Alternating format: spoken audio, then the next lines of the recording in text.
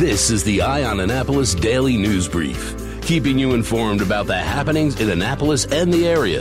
Local news, local sports, local events, local opinion, and of course, local weather. The Eye on Annapolis Daily News Brief starts now.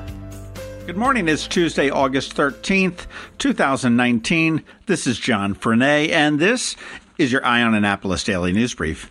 Yesterday, the Arundel County Police released a report on an incident that happened last Thursday, August 8th, up in Severn, Maryland. They responded to the 1100 block of Carinoso Circle in Severn for an animal abuse complaint. They had received word that one of the residents had abused their 6-month-old Doberman pinscher, and they were able to verify that through a video that clearly showed the suspect repeatedly strike the dog and throw the dog down the stairs. They have arrested Robert Henry Reynolds Jr. of that address, and the Doberman, who is named Bucko, was treated at a local veterinary clinic, is in good condition, is still being monitored, but he is in protective custody. They also removed a cat from that address, as well as 2 other dogs from an address associated with Reynolds in the 1400 block of Fairbanks Court in Hanover. Anne Arundel County Police say that this is still a very active investigation, and if anybody has any information, the number to call is 410-222-6155.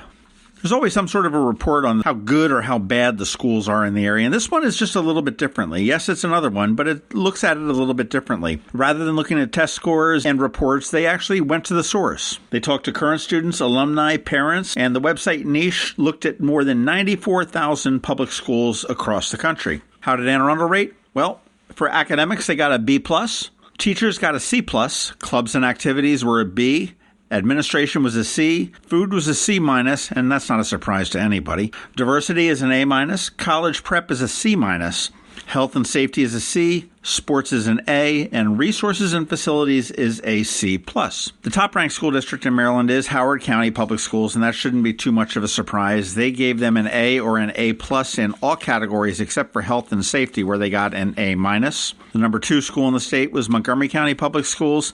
Number 3 was the Worcester County Public Schools. Anne Arundel came in 12th. The MLK Jr. Committee of Anne Arundel County, which is headed by Carl Snowden, who is a civic activist, is looking to turn over the event to a local nonprofit. It doesn't believe to be any kind of funds involved in the transfer of it, and they do have a detailed request for proposals on their website, which is MLKJRMD.org, which is Martin Luther King Jr., MD for Maryland.org. And this is a dinner that's been running strong for 32 years, and it's been instrumental in raising probably hundreds of thousands of dollars to install local memorials in the memory and honor of Dr. King. Dinner is typically held in January and honors individuals who've undertaken projects that reflect King's values. If you are a nonprofit and are interested in possibly taking over this, you can review the RFP at mlkjrmd.org. The deadline for submissions of proposals is September 27th, 2019. And when I peeked at the RFP, it does say they want somebody that's going to carry it on at least for 3 years and explain how you're going to execute it. Just seems very strange that after 32 years of a lot of success that this is being passed off. Hey, let's slide into sports a little bit. The Baltimore Orioles yesterday announced their 2020 schedule because, well, let's face it, the 2019 schedule has just gone to hell in a handbasket. Opening day is going to be Thursday, March 26th, and the O's will open with a 3-game series at home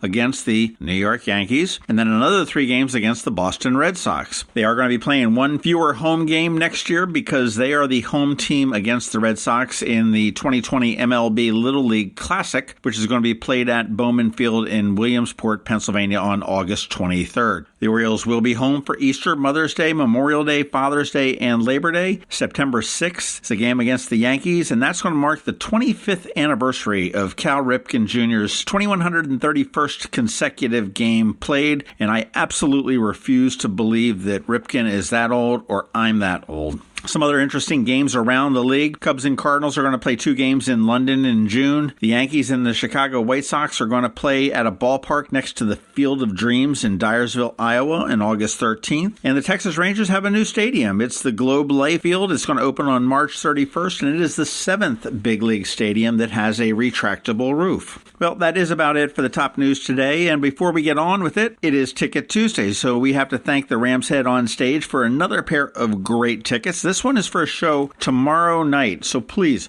Don't play if you can't go tomorrow night. This is for Wednesday, August 14th, 8 p.m. The doors open at 7. This is 10 years after. Now, if you're missing Woodstock, if you're bummed that Woodstock's not coming to Merriweather, this is the show for you. 10 years after played at the original Woodstock, and they played their hit, I'm Going Home. It was a 9-minute rendition, absolutely fabulous. Some of the band members have passed away, but they sound just as good as they did 50 years ago. Again, this is tomorrow night, 10 years after. Thank you to Ram's Head, and I'm looking at the tickets right here, and these are the good seats. All right, let's make it fairly easy. Fourth person to send me an email this morning, just say, hey, I'd like the tickets to 10 years after, and they are yours. Good luck, and thanks for playing along. All right, now we have George Young with your local DMV weather standing by in just a minute. But first, here's a little bit about Kegs and Corks, which is coming up on Saturday. You've only got a couple more days to buy your tickets that get you in early.